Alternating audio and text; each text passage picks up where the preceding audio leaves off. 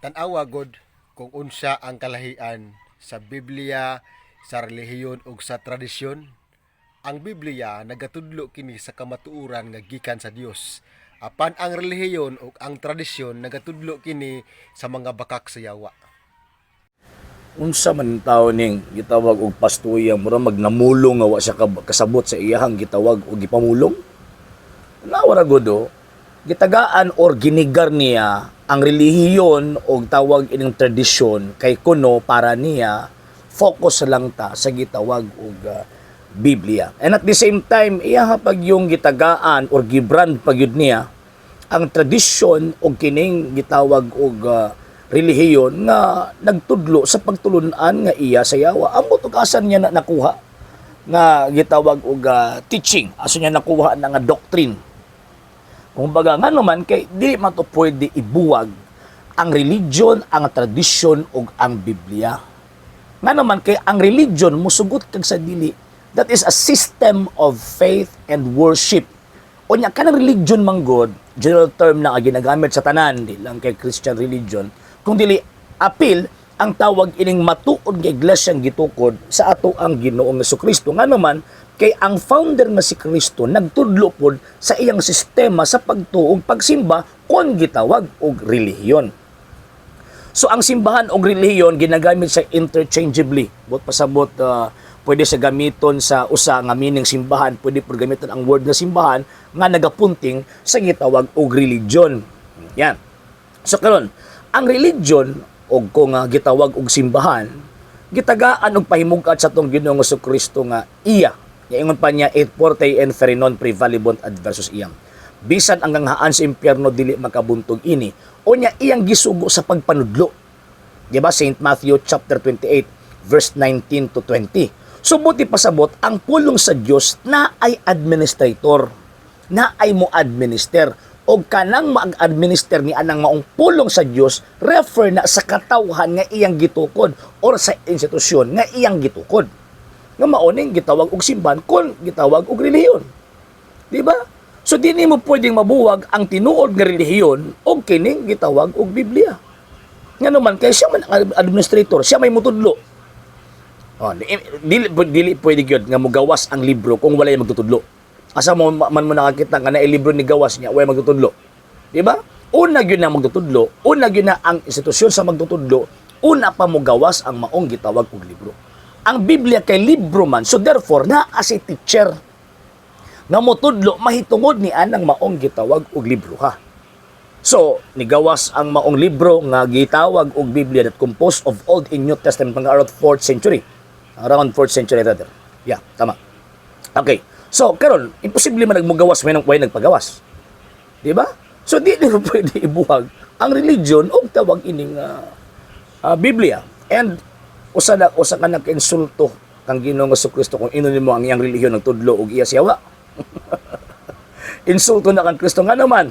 1 Timothy chapter 3 verse 16 mismo San Pablo nagpasakop og relihiyon. Kasi migingon niya, walay makalimod unsa kadako ang tinago sa atong relihiyon. Liman ka. So, bot pasabot ba di ay nga kanang relihiyon gipasakopan ni San Pablo? Nga ingon pa niya, atong relihiyon nagtudlo ni o pagtulunan nga iya siyawa. Second point, ingon pa niya ang tradisyon nagtudlo ko ng pagtulunan nga iya siyawa. Asa na pud kahana sa gitawag og sa Biblia? Kung ingon kag tradisyon nga gitunglo sa Dios, refer man to sa tradisyon sa tao.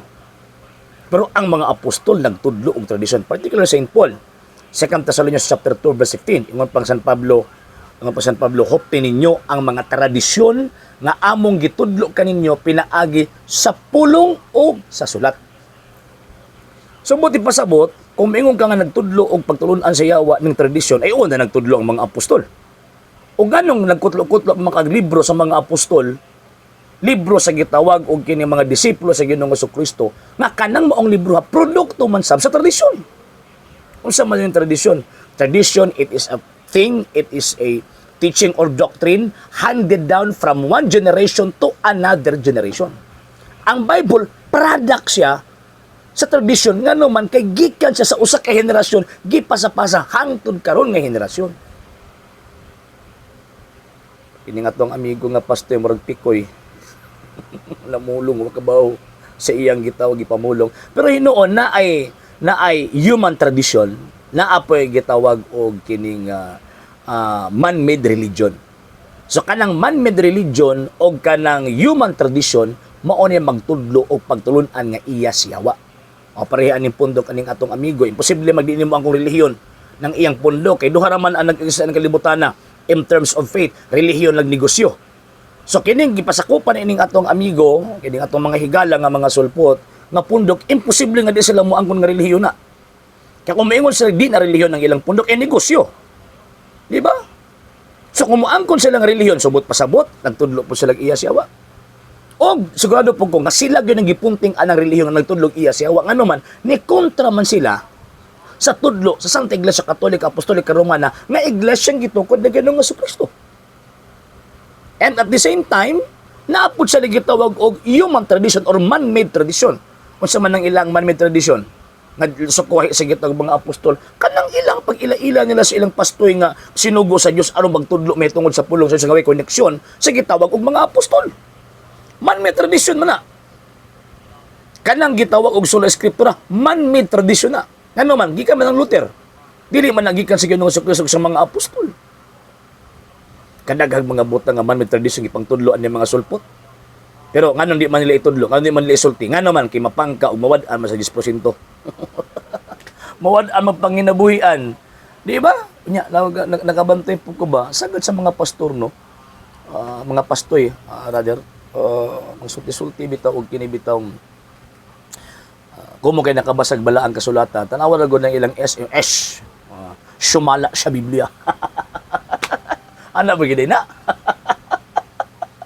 Di ba niya part gyapon sa argumento na benen pero usay manotice na nako ba anong tuyuon mo gyud nila nga i-pronounce nila ang S og S.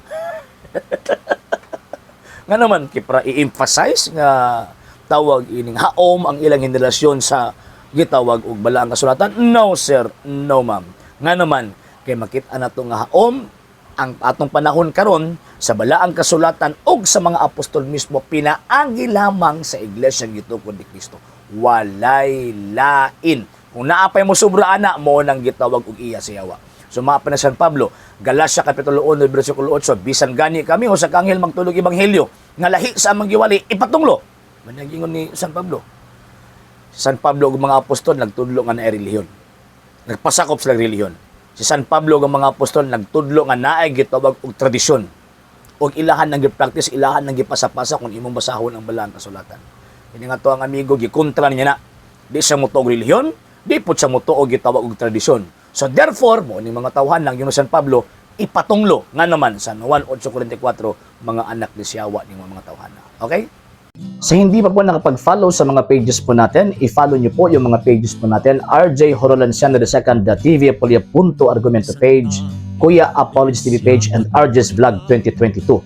And pwede rin po kayo mag-send po dyan ng Facebook stars. And also, sa ating po mga channels, sa hindi po nakapag-subscribe, i-subscribe po ninyo yung mga channels natin, Dalay Catholic, Apologies International Official, RJ Sanado II TV, Kuya Apologies TV, and Barrio Kawayan Religious Forum. And pwede rin po kayo mag-send po dyan ng super sticker, super chats, and super thanks. And maraming salamat po sa mga kapatid at mga Katoliko na ulis pong tumutulong sa programa po natin. Maraming salamat po. Nang dahil po sa tulong at suporta po ninyo, ang programa pong ito, until now, andito pa rin po sa social media. And until now din po, nangangailangan pa rin po tayo sa tulong at suporta po ninyo dahil wala po kami magagawa rito mga sir, mga ma'am, kung wala po yung tulong at suporta po ninyo. Sa gusto pong tumulong, sa gusto pong sumuporta, pwede po ninyong ipadala ang tulong at suporta po ninyo sa pamamagitan po ng ating mga account numbers dyan po sa ating pong screen.